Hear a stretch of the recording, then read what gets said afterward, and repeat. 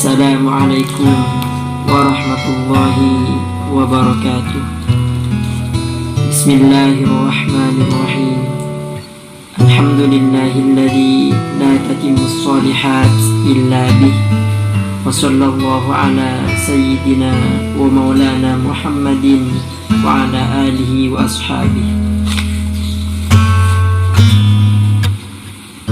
Qala rabbi shrah li sadri wa yassir li amri wahlul 'uqdatam min lisani yafqahu qawli. Baik, kita kembali pada kajian kita kitab Maqasidul Ri'ayah li Huquqillahi Azza wa Jalla pada fasal keempat. Faslun fi ta'rifil jahilil maghruri ghirratuhu. Fasal menjelaskan tentang definisi orang bodoh yang terperdaya. Qad taqaddama anna taqwa muta'alliqatun bil janan wa bil arkan. Fanabda'u bi ta'arrufi ikhtilafit taqwa fil arkan. Sudah dijelaskan bahwa pada fasal sebelumnya bahwa takwa berkaitan dengan hati dan anggota tubuh. Fanabda'u bi ta'arrufi ikhtilafit taqwa fil arkan. Maka kita mulai untuk kajian sekarang mengenali takwa yang berhubungan dengan anggota tubuh. Dalam kitab ini ada sebuah faedah. Idza sahhatit taqwa athmaratil wara' wal wara'u tarku ma la ba'sa bihi khaufan minal wuqu'i fi ma bihi ba'sun. Ketakwaan yang sejati pasti membuahkan wara'. Wal wara'u tarku ma la ba'sa bihi khaufan minal wuqu'i fi ma bihi ba'sun. Sedangkan wara' adalah meninggalkan sesuatu yang diperbolehkan karena khawatir terjerumus dalam sesuatu yang terlarang. Jadi bukan meninggalkan perkara haram, bukan, tapi meninggalkan perkara yang boleh-boleh saja hukumnya mubah karena khawatir terjerumus ke dalam perkara yang haram atau makruh. Itulah yang dinamakan wara'. Wa tariqu dzalika ay ya'lil a'mal jawarihi al-zahirah min hina balagha ila waqtihi dalik ala kitabillahi subhanahu wa sunnati rasulillahi sallallahu alaihi wasallam. Adapun jalan takwa yang terkait dengan anggota tubuh adalah seseorang harus membandingkan tindakan lahirnya, tindakan lahiriahnya sejak dia baligh, sejak dia mukallaf. Mukallaf itu aqilun balighun. Sejak dia baligh hingga masa sekarang, membandingkan kemana? Ila kita ala kitabillahi subhanahu wa sunnati rasulillahi sallallahu alaihi wasallam, membandingkan terhadap kitab Allah yaitu Al-Quran dan sunnati Rasulillah yaitu sunnah-sunnah Rasul. Jadi maksudnya takwa yang berhubungan dengan anggota tubuh jawarih di sini, seorang hamba harus pintar membandingkan atau menghadapkan tindakan anggota tubuhnya, pekerjaannya keseharian itu dibandingkan dengan kitab Allah dan sunnah Rasul. Apakah tindakannya, pekerjaannya itu sudah sesuai dengan Al-Quran atau tidak? Itu mulai dibandingkan sejak dia itu mukallaf. Mukallaf itu aqilun balighun, sudah punya akal dan baligh. Jadi sejak dia mukallaf, dia sudah berpikir untuk membandingkan pekerjaannya, kesehariannya dengan kitab Allah dan sunnah Rasul. ada sebuah athar dari Sayyidina Ali radhiyallahu an,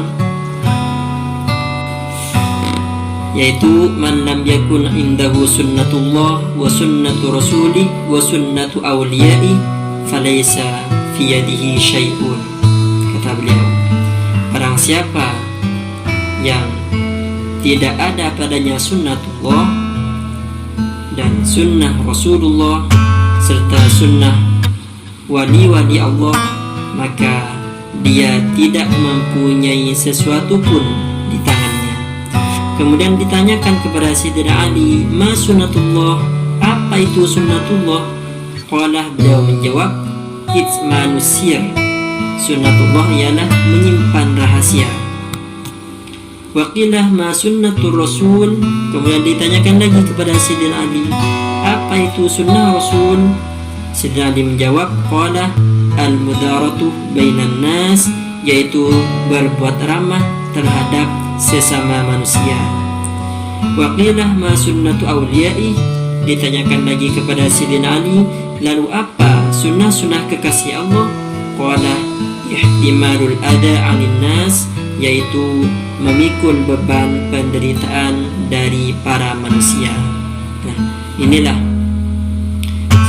termasuk sunnatullah, sunnatul rasuli, dan sunnah kekasih-kekasih Allah. Fa'in wajada nafsahu ala hifdi hududillahi ta'ala bijami'i jawarihi falya'dil ba'da dhalika ila taqwa qalbihi. Jika seseorang melihat dirinya telah menjaga batasan-batasan Allah dengan segenap anggota tubuhnya, maka setelah itu barulah ia beralih kepada takwa hati, takwa qalbi. Jadi sebelum ke takwa hati, yang tentunya ini lebih sulit, kita proses dulu tubuh kita muhasabah dulu pekerjaan-pekerjaan atau tindakan-tindakan anggota tubuh kita supaya sesuai dengan yang sudah diperintahkan oleh Allah dan menjauhi semua larangan-larangan Allah. Baru kalau kita sudah sempurna takwa anggota tubuh kita, tangan kita sudah bertakwa, mata kita sudah bertakwa, mulut kita, kaki kita, telinga, hidung kita sudah bertakwa kepada Allah Subhanahu wa taala, baru setelah itu kita beralih terhadap takwa qalbi, takwa menjaga ketakwaan dalam hati kita, tindakan hati kita. Fa'in wajada qalbahu mustaqiman min hini bulughihi ila hini ardihi fahada waliyun min awliyaillah subhanahu wa ta'ala. Jika seorang hamba sudah melihat hatinya telah istiqomah dan sudah takwa kepada Allah sesuai dengan tujuan aktivitas lahiriahnya, hati sudah sesuai dengan gerakan-gerakan tubuhnya atau pekerjaan-pekerjaan keseharian, maka ia adalah salah satu kekasih dari beberapa kekasih Allah. Jadi orang yang sudah bisa menjaga hatinya tetap takwa kepada Allah sesuai dengan ketakwaan anggota tubuhnya, maka dia termasuk kekasih dari kekasih-kekasih Allah.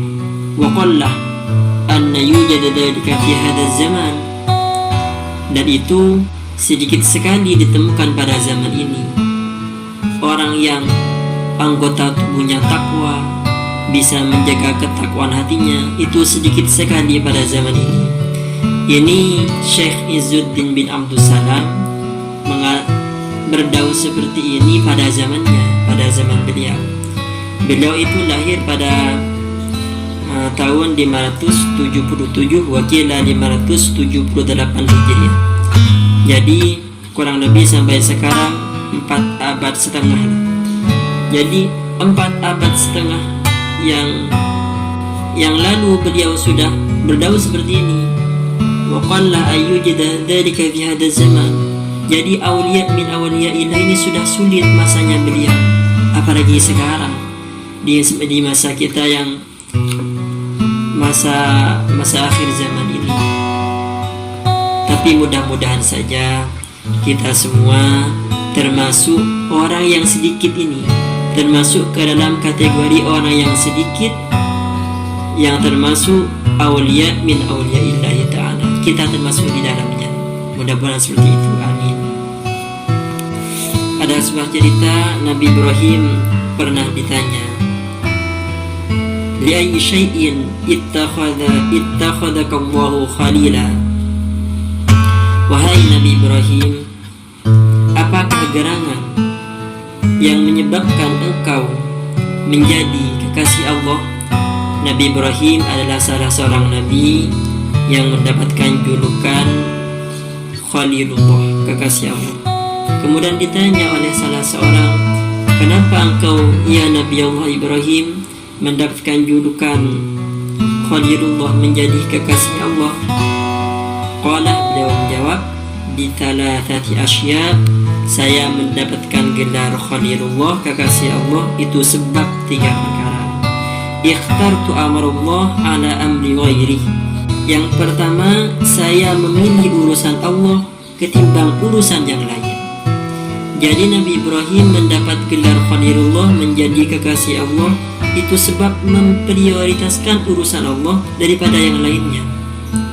Artinya bisa mendahulukan perkara yang hubungannya dengan Allah daripada yang berhubungan dengan manusia atau selain Allah.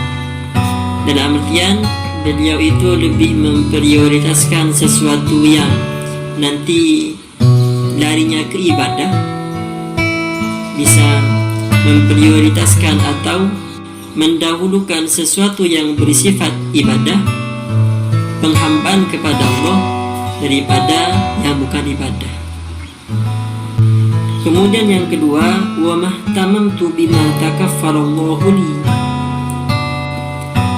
Kedua, beliau menjadi Khalilullah, kekasih Allah, saya tidak pernah gundah terhadap apa-apa yang telah ditanggung oleh Allah untukku. Beliau tidak merasa resah atau gundah. Apapun yang diberikan, cobaan yang dikasih oleh Allah kepada Nabi Ibrahim terima-terima saja. Karena dalam ayat itu kan jelas, la yukallifullahu nafsan illa wus'aha. Allah itu tidak akan membebani sebuah beban yang melewati batas hambanya. Kemudian yang ketiga, wa ma ta'asyaitu wa ma taghaddaitu illa ma'dhaif. Saya tidak pernah makan malam maupun makan siang melainkan bersama tamu. Masya Allah, ini Nabi Ibrahim. Karena saking mengerjakan kepada tamu, beliau itu merasa bahagia dengan makan secara bersamaan. Beliau tidak pernah makan malam ataupun makan siang, melainkan beliau pasti bersama tamu beliau.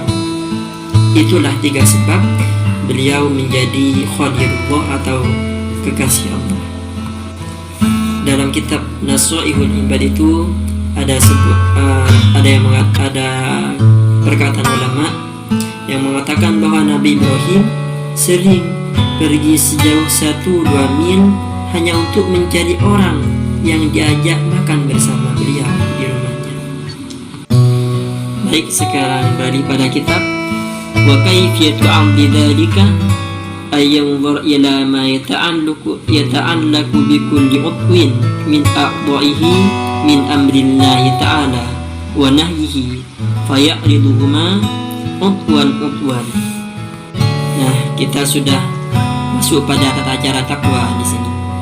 Jadi cara memeriksa hal itu dalam hal terkait takwa anggota tubuh kita adalah seseorang melihat perintah dan larangan Allah yang berhubungan dengan anggota tubuh, lalu ia memeriksa perintah dan larangan tersebut pada setiap anggotanya. Jadi kita periksa satu persatu anggota tubuh kita agar sesuai dengan perintah Allah dan menjauhi larangan Allah. Umpama dalam ayat Allah berfirman, kulu washrabu wa la tusrifu, makanlah kalian, minumlah kalian, jangan israf,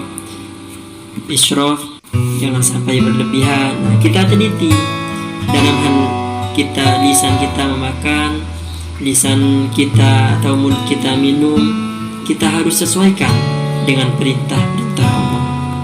Umpama tangan kita, Allah kita larang untuk mencuri, Allah larang kita untuk berbuat jahat dengan tangan kita, maka kita harus jaga tangan kita untuk tidak berbuat jahat.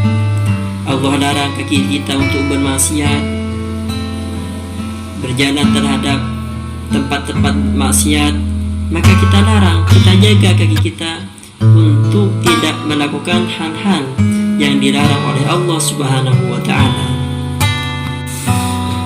Kemudian faya'ridul lisan matalan hal taraka ma amara Allah Subhanahu wa ta'ala biqawlihi kal amri bil ma'ruf wan nahyi 'anil munkari fa in tahaqqaqa annahu qama bi jami'i ma amarahu Allah ta'ala wa ma a'azza dhalika falyarji' ila ma nahaa anhu fa in arafa anna lisanahu mahfudun an dhalik min hina balagha ila hini 'abdihi wa ma a'azza dhalika falyaqdil ila taqwal ain. Kemudian setelah kita mengetahui cara melihat ketakwaan berhubungan dengan anggota tubuh, kita periksa satu persatu.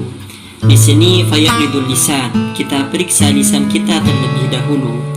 Hal taraka amarallahu subhanahu, kita periksa lisan apakah sudah baik mengatakan sesuatu yang diperintahkan oleh Allah, membaca doa-doa, membaca Al-Quran, digunakan untuk berzikir, atau malah untuk maksiat, menggunjing, mencemooh orang lain, atau ghibah kepada orang lain, ngerasanya orang lain. Kita periksa lisan kita. Fa in tahaqqaqa annahu qama bi jami'i ma amarahu Allah, kalau lisan sudah sesuai dengan sesuatu yang diperintahkan oleh Allah, falyarji' ila ma nahaa anhu, kemudian kita lakukan pemeriksaan, sesuaikan dengan larangan-larangan Allah. Apakah lisan pernah bermaksiat? Kita cegah lisan untuk bermaksiat kepada Allah.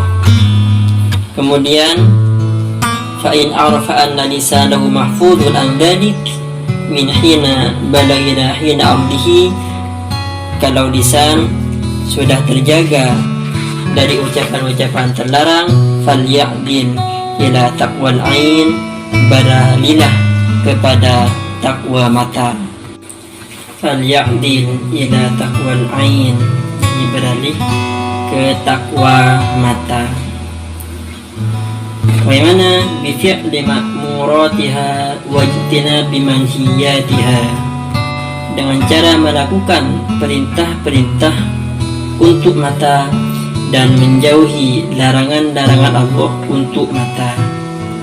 Apa yang Allah perintahkan untuk mata, kerjakan oleh mata, dan apa yang Allah larang untuk mata, maka jauhilah larangan-larangan itu.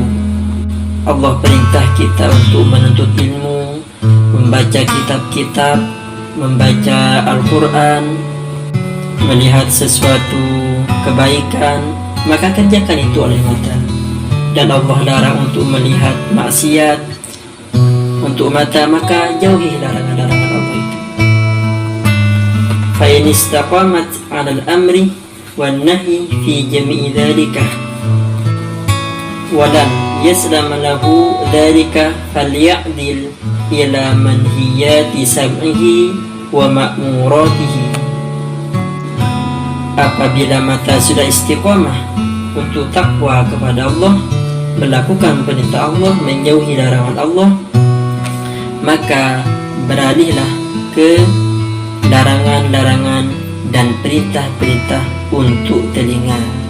Apa yang Allah perintah untuk telinga, lakukan oleh telinga kita. Apa yang Allah larang untuk telinga, maka telinga kita jauhi larangan-larangan tersebut. Fa in 'alima annahu qa'imun biwadha'ifiha wa ma andara dhalik falyaqdil ila batshi yadayhi falyaqtabir istiqamataha 'ala al-amri wan nahyi fi batshiha. Jika seseorang tahu bahwa telinganya telah menjalankan tugas sebagaimana yang diperintahkan oleh Allah dan menjauhi larangan-larangan Allah. Hendaklah kita pindah terhadap kekuatan tangan kita. Beristiqomahlah pada perintah dan larangan Allah. Kita jaga tangan kita untuk tetap mengerjakan yang diperintah oleh Allah. Kita jaga tangan kita untuk menjauhi perkara-perkara yang dilarang oleh Allah Subhanahu wa ta'ala. Allah larang kita untuk mencuri, kita jaga tangan kita untuk mencuri. Allah larang tangan kita untuk berbuat maksiat atau yang lainnya, maka larangan-larangan tersebut jauhi oleh tangan kita. Allah perintah kita untuk bersedekah dengan tangan kita, lakukanlah sedekah itu dengan tangan kita. Fa in alima annahu qad adda ma alayhi fi jami'i dhalik wa ma awraba dhalika falya'dil ila mashyi rijlihi. Jika tangan kita sudah sesuai dengan apa yang diperintah oleh Allah dan yang dilarang oleh Allah, maka beralihlah pada bagaimana kita menjaga kaki kita. Ma aghraba dhalik falyaqdil ila mashyi rijlihi falya'tabirhu bil amri wan nahyi kadzalika thumma ila batnihi wa farjihi kadzalik. Jadi sesudah kita menjaga tangan kita, kita pindah terhadap kaki kita. Allah perintah kaki kita untuk tegak ketika sholat, lakukanlah itu. Allah perintah kaki kita untuk berjalan terhadap majlis-majlis ilmu, kemudian kajian-kajian keilmuan agama, ilmu fikih dan lainnya, maka lakukanlah itu terhadap kaki kita. Allah larang kaki kita berjalan terhadap maksiat, maka jagalah kaki kita untuk tidak bermaksiat. Allah larang kita untuk menyakiti sesama muslim dengan anggota tubuh kita, maka jauhilah perkara tersebut. Hendaklah segala anggota tubuh kita itu melakukan amar ma'ruf dan nahi munkar. Setelah itu kaki sudah terjaga, maka beralih kepada perut, kemaluan dan yang lainnya. Begitulah cara kita untuk menjaga ketakwaan seluruh jawarih, seluruh anggota-anggota tubuh kita. Kita harus runtut dari lisan, mata, tangan, kaki, perut kita, kemudian kemaluan kita jaga supaya kita dalam ketaatan kepada Allah Subhanahu wa ta'ala. Semuanya itu bisa menjalankan amar ma'ruf dan nahi munkar, melakukan perintah Allah dan menjauhi larangan-larangan Allah Subhanahu wa ta'ala. Dalam kitab Nasaihul Ibad ada sebuah wahyu yang turun terhadap salah seorang nabi. Ati'ni fima amartuka wa la ta'sini fima nasuhtuk. Wahyu itu berbunyi, taatlah kamu pada perintahku dan janganlah kamu mendurhakai segala nasihatku. Itulah termasuk perintah Allah terhadap petunjuk menuju kemaslahatan, kebaikan, dan larangan Allah terhadap kemafsadatan atau yang berbuat kerusakan.